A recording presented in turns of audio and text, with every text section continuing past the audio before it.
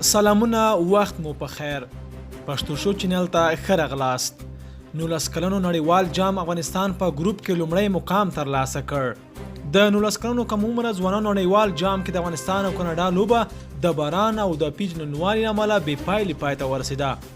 افغانستان او کاناډا ته یو نمره ورکړل شوه چې په دې سره د افغانستان نمرې 15 شوې او په خپل ګروپ کې لومړی مقام ترلاسه کړ. افغانستان خپله لومړۍ لوبه د کوربه هیواد سویلي افریقا پر وړاندې ترسره کړه او دا ستره بریا یې خپله کړه.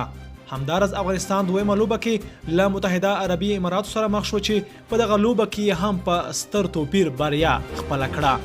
په دې سره افغانستان 2 بریاوې خپلې کړې چې 4 نمرې ترلاسه کړې. همداراز سویلي افریقا او متحده عربي اماراتو هم له کاناډا څخه لوبې وګټلې او 2 نمرې ترلاسه کړې.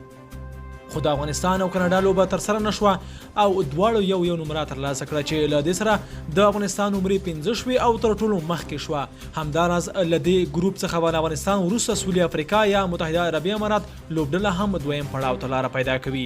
د دواړو ترمنځ یوه لوبه پاتې ده چې هر چا وټله هغه به دویم پړاو ته ځي.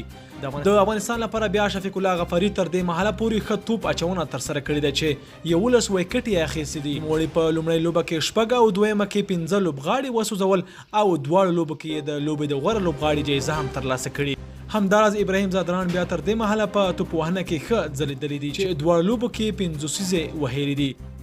افغانستان به په دویم پړاو کې له کومو لوبډلو سره مخ کیږي هغه به ډیر ژر معلوم شي ځکه د ګروپونو لوبې لا هم پای ته نه دي رسېدلي. پښتو شو چینل در سره سبسکرایب کړئ او زموږ تازه او جالب خبرونه واورئ.